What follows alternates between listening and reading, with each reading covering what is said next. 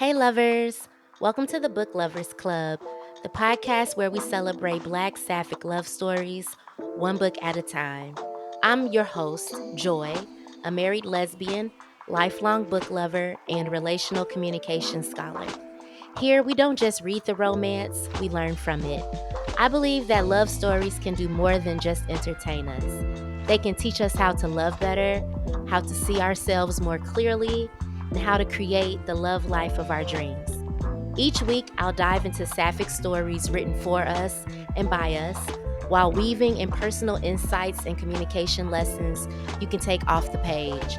So grab your drink, get cozy, and let's turn the page together. Welcome to the club. Hey, book lovers, welcome back to another episode of the Book Lovers Club. I hope y'all are enjoying your Pride Month, okay? It's been so many events happening in the city, it's hard to keep up. And then this week, we had some of the craziest weather in Chicago. The amount of trees that have been snatched up out the ground. It's so much damage from 2 days worth of storms. My heart goes out to anybody that still doesn't have power because it's also been hot as Hades outside with the humidity. I end up on the spiritual side of social media a lot. You know, I've been seeing posts too that there was that cross burning that happened downtown on Columbus. So several people are saying that this was Mother Nature's response. It's just a lot of conversations right now that I think for some people that are more empathetic, it can have a deeper impact on them. And it's really easy to lose yourself in doom scrolling and following all of the news alerts and trying to stay as informed as possible. But we are readers. Okay, so when you need to take a break, put that phone down. Stop scrolling. Take a deep breath. Unclench your jaw. Relax your shoulders and pick up a book and read. So, for those of you who are new to me, who have recently found me, I appreciate you for listening to my podcast and listening to me yap about books and whatever else comes to my mind, okay? Because, if the podcast bros can have a mic, so can I. All right, so can I. And I actually, no shade to nobody else, but I'm educated, baby. Okay. I got 2 degrees in communication. I work in higher education and support students and our leaders of the future. And I am deserving of a mic. So, with that, I just am grateful that you took time out of your day to listen to me. Okay, but on this here podcast, every month I choose 2 books that are Black Sapphic books, and then I come on this podcast and talk to you all about them all month long. Usually around the 3rd week of the month, I have an episode where I go into a deep dive about the book and share my opinions and reflections. There's spoilers. Usually the last week of the month, I drop an author interview. So this month's author interview will be Chinsia C. Higgins' interview. So her and I were able to connect, and I am a big fan of her.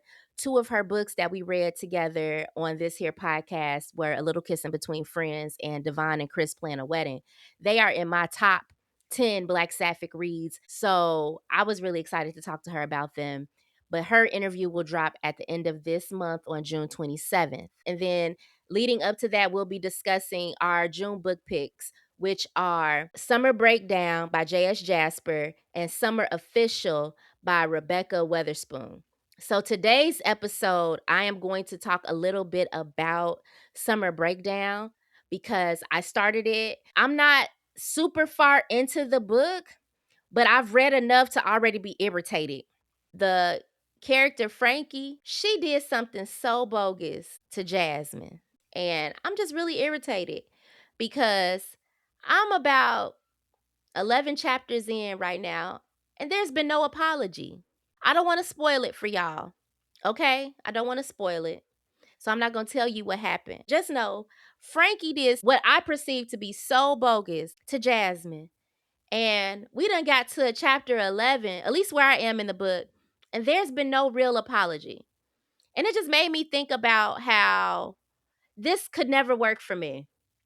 I'm far too petty because Jasmine has now had additional interactions with Frankie after this horrible transgression.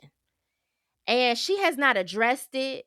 She has not explained herself. She has not apologized for her actions. She just acting like it didn't happen. But the internal dialogue that's happening in the book, she's thinking about it. She knows she's wrong, but she hasn't voiced any of this directly to Jasmine to like take ownership and accountability for how she fucked up. And I'm curious to see how Frankie's going to redeem herself. But this whole scenario, me and my book bestie, my other Capricorn boo, we both were like, maybe we both just because we're Capricorns, we can't fathom it. Why Jasmine ain't cussed her the fuck out yet is beyond me. The author, she's a UK author, so she's British. I also don't know if this is a cultural difference as well. So I have been enjoying myself while I'm reading this book, reading the dialogue in a British accent. Like that's what I hear in my head. So I've been enjoying it. I want to read some more books written by UK authors, but I don't know if this is a cultural difference because one, a Chicago girl would never. You ain't gonna play in my face like this and think we not gonna have words. And I'm far too petty and I hold a grudge. So I don't know. I haven't been able to move past it, y'all. Every time Frankie opened her mouth, I be irritated. It's like nails on a chalkboard because what was the reason? Why you ain't said nothing yet? Why you ain't apologized? And then it's got me side-eyeing Jasmine too because like, why you ain't said nothing to her? Because obviously she got you fucked up. Now she cheesing in your kids' faces and stuff. And this thing happened and neither of you have acknowledged it because I need an apology. I'm at that age and stage where I need an apology. A well delivered apology goes a long way. And there's a language to apologizing. Did y'all know that? Just like how there's 5 love languages, there's 5 apology languages. I feel like we've lost the art of apologizing because a lot of people, it just feels like they don't even want to take accountability for when they fuck up. They don't even want to try to make it up to you. You know, I require you to try to make it up to me. How you going to smooth this over? I don't have any problem admitting when I'm wrong, and I apologize, especially when I know that I'm at fault. We're not perfect. Humans are flawed. Every day, people harm despite being very well intentioned. You never know when you've done something, said something, one of your actions, despite your best intentions, will cause harm. And I think that being able to take responsibility for what was done and being able to apologize goes a long way. I don't know if maybe because I've worked in customer service in some aspect, like my entire life, that when a customer has an issue, we expect the store to try to make it better. Like, what you finna offer me? You gonna comp my meal? You gonna give me my money back? What you gonna do for me because you harmed me? I feel like people are losing the recipes because y'all don't even want to apologize no more. Don't even want to take accountability. Being able to see your role in the situation and being able to name that and say, like, I'm sorry, this won't happen again. I know this hurt you. And I know when I did this, this harmed you. And will you forgive me? What can I do to make it up to you? Something that I miss in romance is like grand gestures.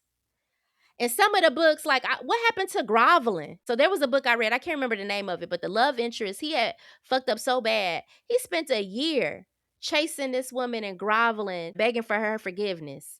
A year. She made him fight for a year for her to forgive him. Y'all be wanting instant, just let's just act like it never happened energy and want things to go back to how it was after you done fucked up. So there's a book out called The 5 Apology Languages by Gary Chapman and Jennifer Thomas. So, like I said, it's very similar to the 5 love languages, but this is about apology. So, the 5 languages are expressing regret, accepting responsibility, genuinely repenting, making restitution, and requesting forgiveness. So, like I said, this looks like saying I'm sorry, like actually saying the words. People be doing everything but actually saying I'm sorry. But make sure that you actually include what you're sorry for, because if you can't acknowledge what it was that you did wrong, how do I know that it won't happen again? Like, you need to be able to name it. I am sorry for this. Be very specific. Like, it shows that you really do understand where you had me fucked up at. All right? Then we got accepting responsibility. You got to not just say, I am sorry for this with specifics, but I was wrong. I know I shouldn't have had you fucked up. I know I shouldn't have did that. I was wrong. And it has to be sincere. If you don't tell me what you did wrong, like I said, how would I know that this won't happen again? So I need to know that you know what you did was wrong. So you got to say that. Like, I was wrong. Making restitution. How can I make this right? I feel like that's where we lost the recipe. People don't be trying to make restitution. How you going to make this up to me? I require that now. That is a key part of my apology language. I need you to make it up to me cuz I'm tired of the shit. You played in my face. I don't know how Frankie is going to make it up to Jasmine. So I'm excited to see how this unfolds in the book. But I've gotten so irritated. Every time she's talking, it's just like, girl, what? And I know she has a mental health disorder. So I also am trying to take that into consideration. But having mental health issues, having different conditions doesn't prevent you from being able to take accountability for the impact of your action. Like I said, please don't underestimate a well placed, a well delivered apology. Okay? I can understand that some things were beyond your control, but you could still apologize. Like if you tripped and fell, and when you fell, your elbow hit me in the eye, and now I got a black eye. I know you did not intend to trip and fall, but the impact of the fall caused me harm. And now I have to walk around with a black eye. Two things can be true at the same time. I know it's not your fault, but you can also be sorry that it happened to me. Never underestimate the power of a well delivered apology. But I want you to make it up to me. How can you make it up to me? Like, my bad, my elbow blackened your eye. Let me get you lunch. I'm sorry. As you can see, I tripped over this sidewalk and the sidewalk got us both fucked up. But because now you the one that's got to walk around here with a black eye, let me buy you some lunch. Let me make it up to you. That's where we losing the recipes, baby. Like, make it up to me. You have to genuinely repent. That's the other love language. Let me know that this won't happen again. Now, in the situation of somebody tripping over a broken piece of the sidewalk or something, and now you done caused me a black eye, the likelihood of that happening again, okay. But in a lot of situations, like I said, if you can't tell me what you did wrong, you don't have a plan to make it right, you ain't said you was sorry, make me feel like, okay, this was a one-off situation. They learned their lesson. It's not going to happen again. But you got to mean it. And you got to really put some action behind that. It's a lot of people that be saying, I'm not going to do that again. And it happened again and again and again and again. But the research shows like the best apology is change behavior. Stop telling me. I want to see it in action. I want to see it in action. A lot of people will say they won't do things again and it be empty apologies because your behavior didn't change. Nothing happened. You still doing the same shit over and over again. So now, nah, an apology ain't enough now. And then also asking for forgiveness. Some people require that. You need to ask me to forgive you. Sometimes, even with the apology, you could do all of these different things and depending on the person, it might not be enough. They might not forgive you. You can't guarantee that doing all of this stuff and apologizing that the person will actually forgive you. I will say forgiveness is for the person that was harmed. You got to let it go. There are some people out here that are holding on to things, and the person that caused the harm, they out there living their best life. They not even thinking about you, and you still holding on to the hurt. Forgiving them allows you to release that hurt up off you. Okay. So you're not the one that's carrying all of that. Like, look at the situation between Lotto and Cardi B. Okay. Y'all know I talk about women's rap. I love my women's hip hop. Okay. We done already talked about this. But this situation between Cardi B and Lotto and how Cardi B got caught calling Lotto a pussy about how she handled that situation with Ice Spice. But Cardi B, she a real one. She didn't switch up. She doubled down. I mean, I said what I said, but I could have said it differently. But this is what I meant. And I stand by what I said because I do think that let somebody play in your face and you went and forgave them and made a song with your op. I'm not finna do that shit. And that's all she was trying to say. I'm not finna do that shit. I'm not like Lotto. If you beef with me, we gonna beef forever. You know? And Cardi B went and she said she apologized and, you know, she tried to make restitution. She offered to buy Lotto a bag. She's apologized a couple times. Lotto is like, I mean, it is what it is at this point. So the internet went up. Like, y'all be so quick to forgive these men and all their transgressions and be quick to cut a friend off. And then some people like, well, my friend don't need to be talking about me behind my back like that. You know, she called her a pussy. All this stuff. Regardless, at the end of the day, Lotto was the one who got talked about. Cardi B did apologize. She did use multiple apology languages, but that don't mean that Lotto got to forgive her, regardless of what y'all opinions are on the matter. And we do not know these people. Okay, we do not know these people. But how this applies to real life, like, y'all be out here legit causing harm and don't even apologize. At least Cardi B did apologize and she tried to make amends, you know? And that's where Frankie lost me because I feel like what she did was bogus as hell. And we've gotten really far into the story and she still hasn't tried to make amends. And it's irritating me and my homegirls, okay? Because me and my boo, we've been texting each other like, girl, this is pissing me off. And I don't know if it's the Capricorn in me or what, but I'm really over people who do not know how to take accountability for their actions, who do not know how to admit fault, who do not know how to apologize and be able to communicate that to the person that they caused harm to, and who don't know how to make it up to nobody. Like, you just out here causing harm and you're not even trying to make amends. Like, that don't make sense to me and that don't work for me. I'm at a different age and stage, and if you can't communicate properly, if you don't know how to apologize, I would never tolerate that type of behavior in a friend and stay friends with them. So I don't know, where do y'all stand? Like, have y'all started this book? So yeah, but me and my book bestie, we've been going through it. It's really been irritating me. So I'm gonna keep reading though. But it just definitely made me think about how we losing recipes and people don't know. And there's a timeliness to apologizing. You knew you caused harm. Why are you allowing so much time to go by without acknowledging and taking accountability for the harm that was caused? There's no statute of limitations on that. If you caused harm years ago, and it comes across your mind, it was like, man, about 5 years ago, I did this really fucked up thing to you and I never apologized. It's never too late. You can apologize now. Okay? I don't care how much time has passed. Do not underestimate the power of a well delivered apology. Even if the situation no longer seems relevant anymore, it's no harm in just taking accountability for the role that you played in the harm that you caused and apologizing. Okay. I know I'm the villain in a couple of people's stories. I do.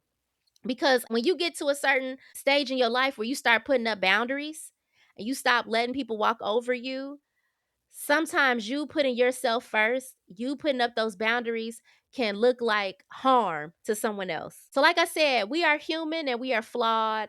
And every day there's opportunity for us to cause harm to someone else despite our well intentions. And sometimes you do so just because you are trying to put yourself first. And if somebody don't like what you're doing or what you're saying, they may feel like you're doing something wrong to them, but you're just trying to do something right for you. Regardless of the situation, if it's a relationship that you want to salvage and you really value that person, learn how to apologize, learn their apology language. I think that's the beautiful part about asking somebody, how can I make this up to you? Because that lets you know if more is needed to rectify the situation and how that person requires you to apologize to them. We done lost the recipes. I ain't seen a grand gesture, you know. Where's the boom boxes on the shoulders?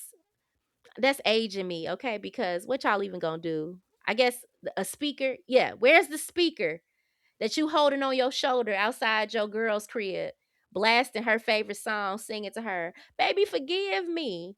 Okay? Some things you just can't forgive, but it don't hurt to apologize. To at least acknowledge the harm that was done. So yeah. Frankie, I hope you make it up to my girl because at this point I'm ready for her to slap you.